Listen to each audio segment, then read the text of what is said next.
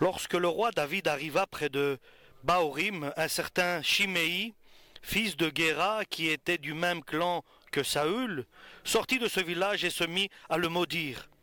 Il lui lançait des pierres, ainsi qu'à ses ministres, malgré la foule et les soldats qui marchaient à droite et à gauche du roi. Il le maudissait en criant « Va-t'en, va-t'en, vaurien, assassin !» Le Seigneur te punit de tous les meurtres que tu as commis à l'égard de la famille de Saül.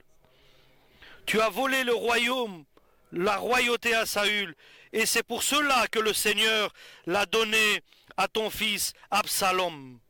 Et toi maintenant tu es dans le malheur, car tu es un assassin.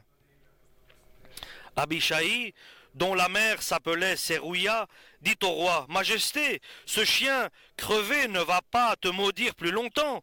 Laisse-moi aller lui couper la tête. » Abishai répondit, le roi, « De quoi vous mêlez-vous, toi et ton frère Joab?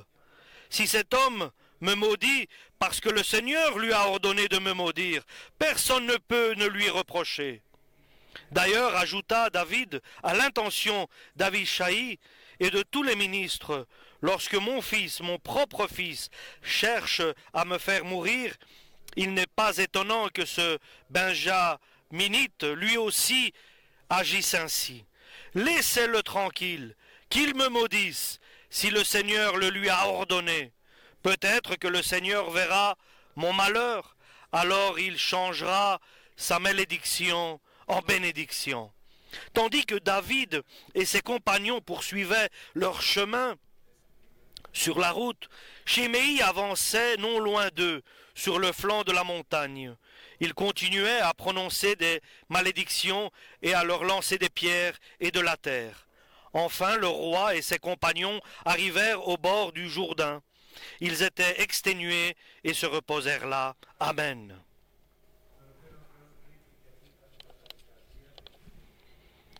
Dieu a trouvé une personne selon son cœur, et comme il était selon le cœur de Dieu, donc David était à la hauteur du cœur de Dieu, à la volonté de Dieu, Dieu l'a béni parce qu'il obéissait à la volonté de Dieu et l'a établi puisqu'il a fait passer plusieurs épreuves. Il a été mis roi, il a été établi roi, sacré roi. Et Dieu l'a libéré de beaucoup de dangers.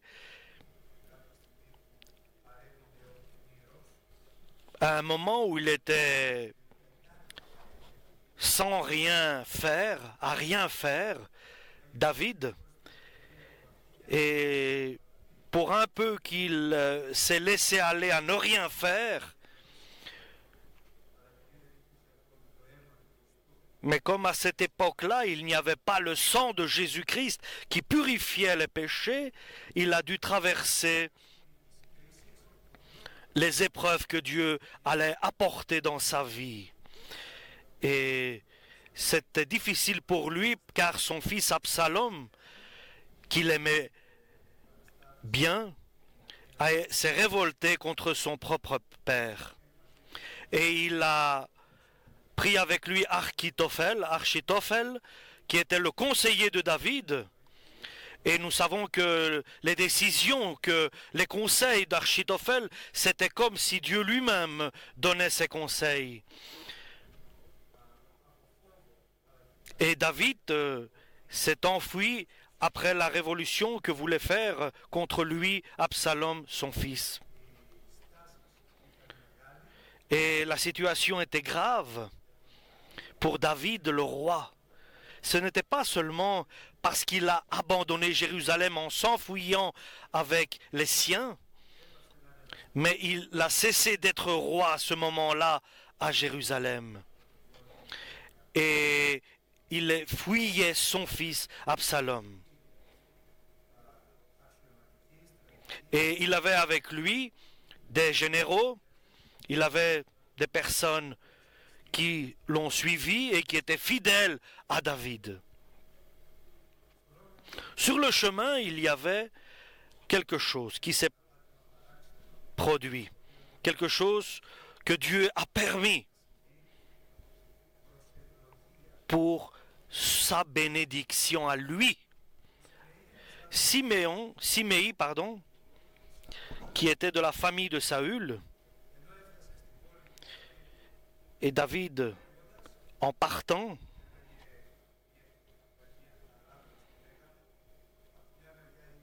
il passait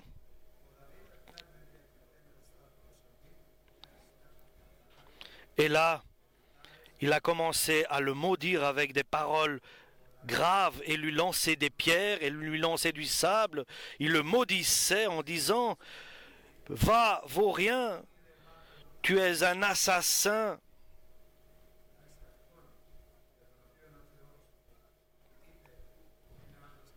Et Dieu avait dit que David était selon mon cœur.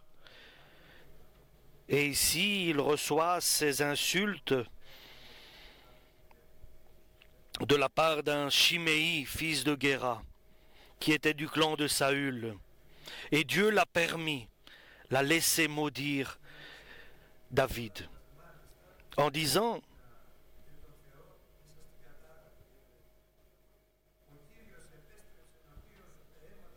et il disait que contre toi, Dieu a permis maintenant le sang que tu as versé qu'il tombe sur toi. Et il prend ton royaume et il le donne à ton fils Absalom. Et bien sûr, il se trompe et ce n'est pas juste ce qu'il dit. Dieu s'est tourné contre toi du sang que tu as fait couler à Saül. Nous savons que ce n'est pas vrai, ni pour l'avenir. Et bien sûr que le royaume n'a pas été donné à Absalom, son fils. Et voilà les résultats. Et maintenant, tu es chassé.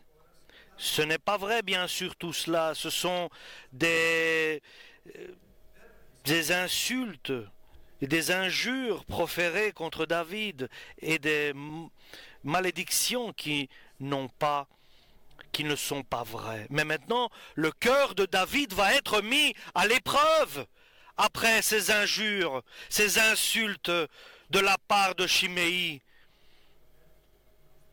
Et nous allons voir ce que David va faire. C'est un moment très important pour la vie de David. Parce que là, il est éprouvé par Dieu, par ses paroles. Et il doit sortir vainqueur et juste après ces insultes. Et nous devons voir quel est le caractère de David devant ces insultes qu'il reçoit de Chiméi, lui étant roi d'Israël. Il est très important de savoir et de ne pas perdre, pour n'importe quelle raison, les caractéristiques qui sont personnelles à chacun de nous par rapport à Dieu, car nous aimons Dieu, et ça c'est notre caractère.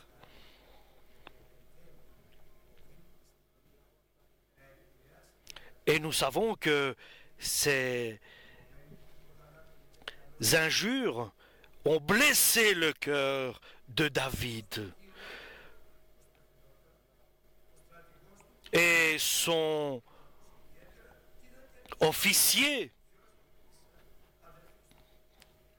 qui était à côté de lui, en entendant ces paroles, et regardez la différence entre son officier militaire, en écoutant ces paroles que proférait Chiméi contre David, il lui dit: tu le permets, tu permets que j'aille jusque lui et que je lui tranche la tête? Qui est ce chien qui maudisse le Seigneur David? Et il avait raison. Et il avait raison. Qui ose maudire celui que Dieu a oint, David le roi? Et c'est très juste de la part de l'officier de David, dans la justice divine. Mais la justice, nous savons que c'est celle de Dieu qui est plus importante que celle des hommes, car la justice des hommes est comme un habit, comme un vêtement sale et souillé.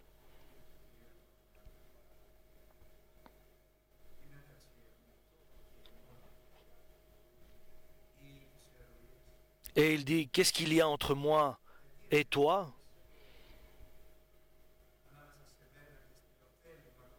Pourquoi interviens-tu? Apprends que le Seigneur, et il a une révélation là, David, le Seigneur lui a ordonné de me maudire, de m'insulter.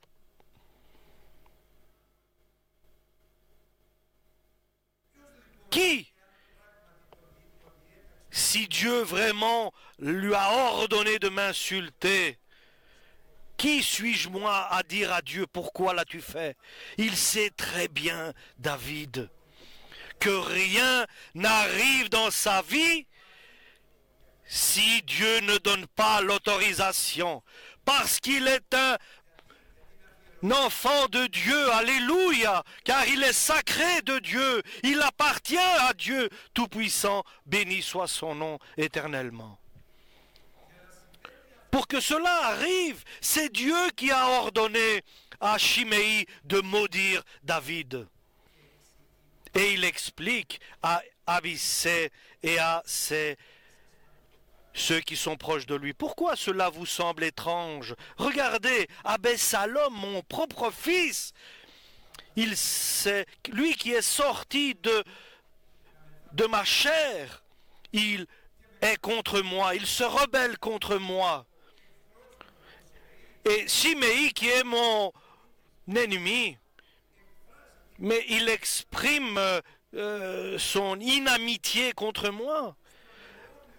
Mais ça, c'est dans le projet éternel de Dieu. Et maintenant, dit-il, je dois faire ce qui va plaire à Dieu Tout-Puissant, béni soit son nom.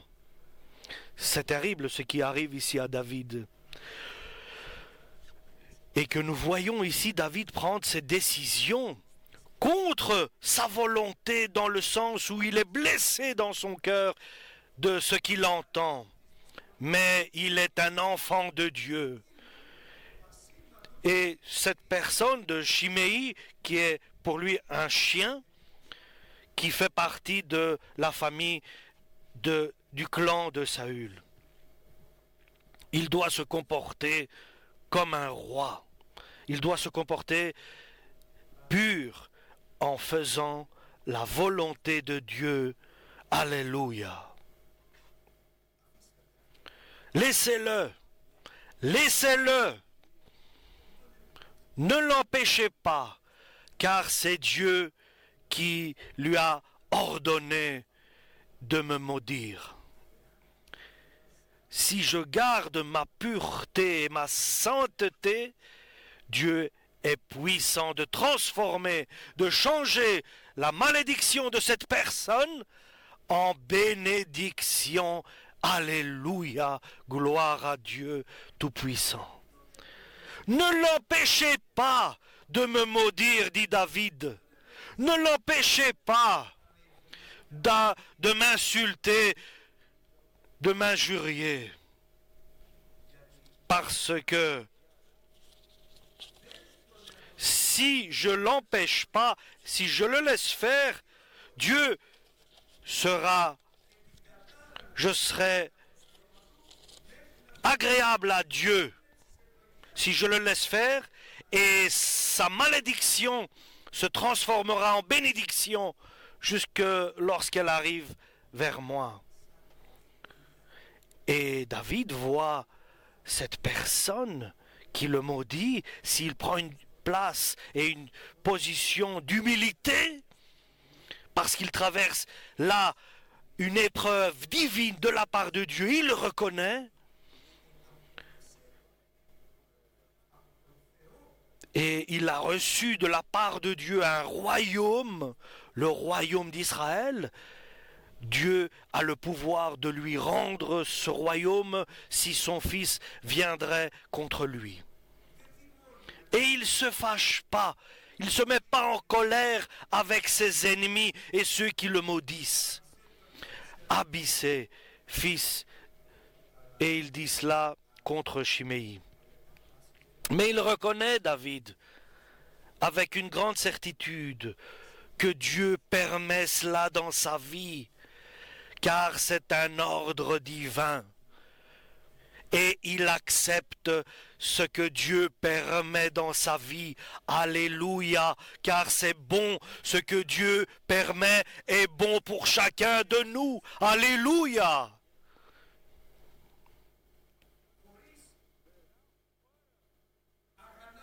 Et sans se mettre en colère, David sait que Dieu va être content car David fera la volonté de Dieu. Alléluia. Et ainsi fonctionne la volonté de Dieu. Parce que Dieu demande cela. Dieu aurait pu, ce que a traversé là David, Dieu,